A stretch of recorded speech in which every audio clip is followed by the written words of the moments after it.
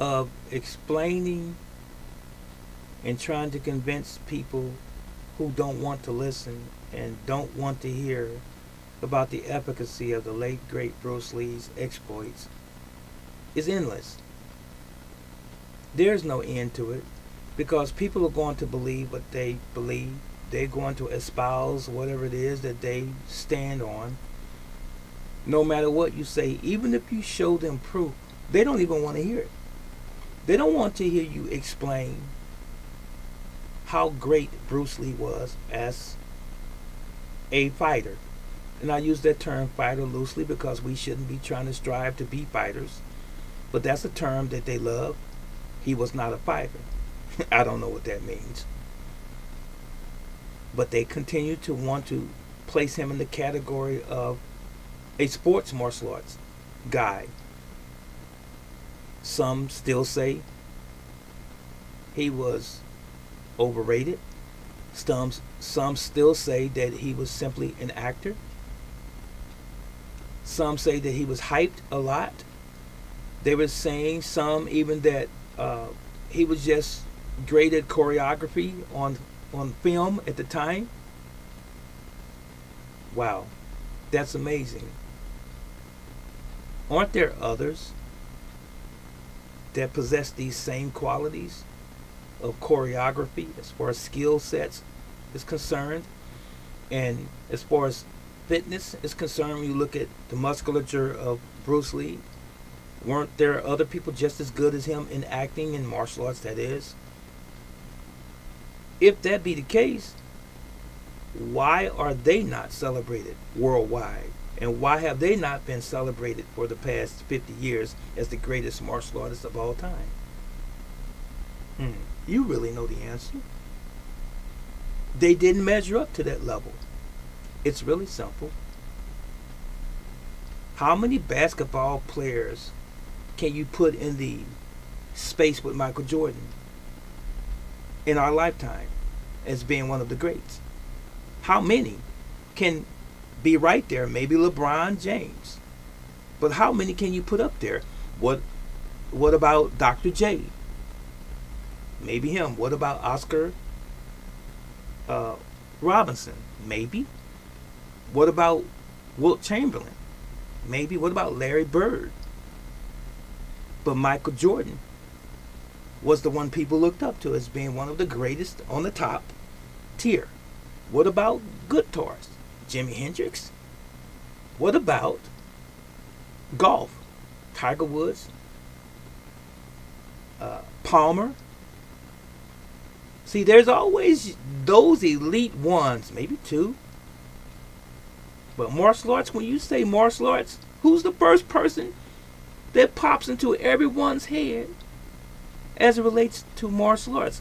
During the 70s, the late 60s, who was the martial artist that had your eyes wide open, your ears wide open, that you were focused on? Who was the one that made you wanted to do martial arts in the 70s and the 80s? Don't all say it at the same time. Bruce Lee. That's a heck of an accomplishment for just an actor, don't you think? He fooled a lot of people. If that's what you're saying, that actor convinced the whole world that he was a great martial artist. Wow. So getting back to the original premise, comparing Bruce Lee, who was training for real life, to a sport martial arts competitor. Chuck Norris wanted to always say, I was world champion. Every time he's asked about Bruce Lee, he said, at the time I was world champion. In what? Or as what? And there are others who say the same thing. So are you discounting the other major martial arts figures of our lifetime, my lifetime, and saying that what they said about Bruce Lee was not accurate? Jun Rhee, Grandmaster, the late Grandmaster Jun Rhee, who invented the safety kick and the safety punch, He was a good friend of Bruce Lee's, Korean Grandmaster. He said, I wouldn't get in the ring with Bruce Lee. Those were his words. And this man was legendary. Was he lying? What about Jim Kelly? Jim Kelly said, I fought a lot of people. He said, I fought everybody. And he never saw anybody as fast as Bruce Lee, who had the skill as Bruce Lee. He was a level above everybody during that era. That's what he said, during that era. He said, and I watched who Bruce Lee sparred with, who sparred him. He said, out of respect of those individuals, I won't mention their name, but they know who they are. And I appreciate hearing that from Jim Kelly, that he had that much tact, that much respect for those guys, because he would have embarrassed a lot of these guys had he mentioned their names. I'm sure, I'm certain. Bruce Lee didn't go around just kicking butts and taking names. That was not who he was. Bruce Lee had the confidence in what he knew because of the work and the dedication that he put in. That's what made him, in some people's eyes, arrogant. He wasn't arrogant as I'm the greatest and I can beat anybody. He never said what you hear these MMA guys say, I'm the greatest, nobody can beat me kind of stuff.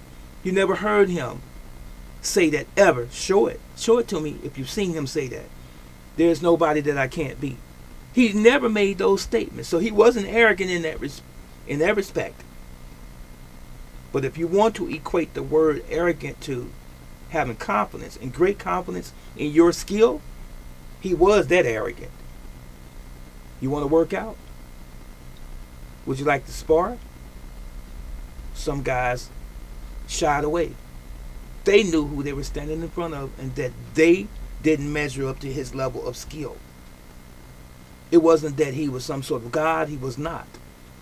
What he was an individual who had a purpose for himself, and he accomplished his aim even at his own demise, 32 years old.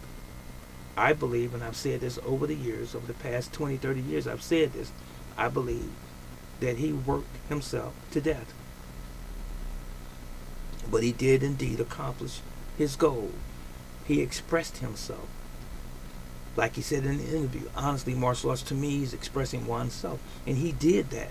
He expressed his martial arts through his body, through his skill, on film, in book, in his writings. And he left that legacy behind for all of us. He was not a sport martial artist for that reason. And these guys keep trying to ask the question, who did he spar? Who did he beat in a tournament? Here we go again. You're trying to compare sport competitors with somebody who was training to fight for real. There is no comparison. That's really it. If you're really honest with yourself, you'll know that there's a difference. Stop comparing sport martial arts with rules, with fighting, which is all he wanted to do. There has no rules. I rest my case.